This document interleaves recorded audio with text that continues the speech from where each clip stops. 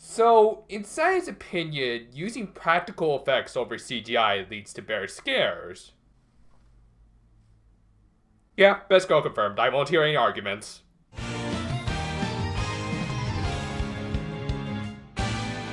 This week, the Precure decide to throw a pajama party and head to the market to pick up some supplies, which of course include a lot of snacks and eggs. What, are you planning on making omelets or some kind of confection in the middle of your little party? Because the only thing that's usually on my list are frozen pizzas and soda. Well, I get my answers to enough. As it turns out, Hana uses them to make some takoyaki batter, applying what she learned from the food festival. Nice callback. Though surprisingly, not all of what she makes is takoyaki. Hana, I would keep that stuff to yourself. I know of a few takoyaki chefs who would have your head for putting anything other than taco in those little balls. Also, weren't you guys watching her when she made those balls? How do you not know she made some with chocolate and curry? Well, anyway, the girls also take notice of a couple things regarding Hagutan. One, that she had a case of the Vivios and was calling everyone and everything her mama, and that she had already grown in some teeth. Wow, this anime doesn't exactly present the most accurate portrayal of childcare. Cause last time I checked, teething was up there with diaper changing as one of the most unpleasant experiences of raising a kid. And pretty soon I'm probably gonna have nephews and nieces, so oh boy.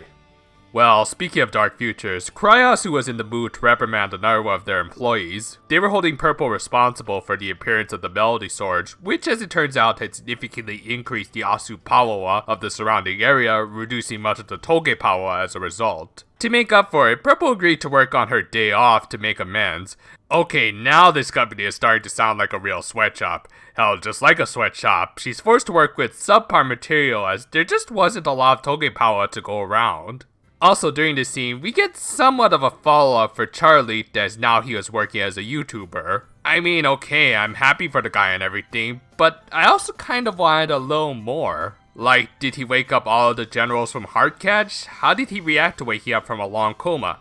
Does he remember his time in Kryasu? And most importantly, what's his subscriber count and does he qualify for monetization? Oh well, may as well subscribe to his channel. Do I also want notifications? Let me think on that. Meanwhile, back with the Precure, they put Hagutan to bed and...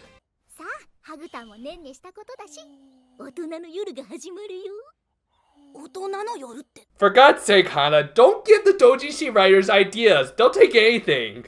Well, as it turns out, Han meant they were going to watch some horror movies she had rented. After taking a minute to pop some cord, not sure what the point of that scene was, they sit down to watch some movie about a ghost lady coming out of a body of water and going to haunt a little suburban Japanese house. So it's kind of like a cross between Ringu and Ju-on. Still scarier than the actual crossover between the two J-horror franchises.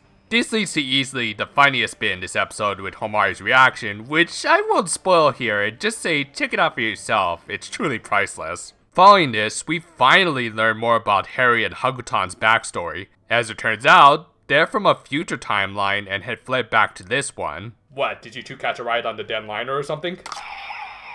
No, but seriously, Harry's speech here is actually really good. He basically reveals that the whole reason he initially told Hana they needed 4 Precure was because he simply believed they needed power in numbers. However, now he realized that wasn't necessarily the most important thing. What really mattered was how well the team could work together. And in the end, thanks to their differing traits and personalities, they were able to form a harmonious team that was even stronger than his original vision. And this great little speech is almost ruined when Hana brings up the question of why Harry's a hamster. I mean, I'm guessing he's from a future fairy world, unless humanity really is meant to evolve into hamsters. I mean, according to Star Trek, we're supposed to evolve into catfish-looking things, so who really knows? Anyway, enough of that. It's time for a sudden monster fight, as Purple had finally gathered just enough Toge power to create an Oshimaida. And I'm guessing she modeled it after a couple of horror movies she herself saw. Too bad both of them were Stephen King movies.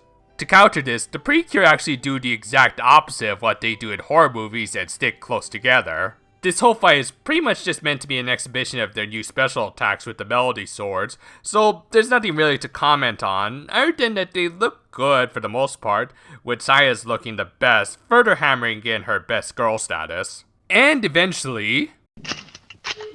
Well, what do you know? No more bullets.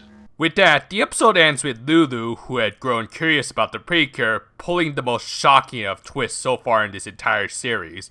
She wears a garter belt! Oh, and she also pulls a Chibiusa and brainwashes Hana's mom into believing she's the daughter of a friend who is going to be staying at their place for a while. That happens too, I guess. While I enjoyed this episode overall, I gotta say, it needed a little more focus.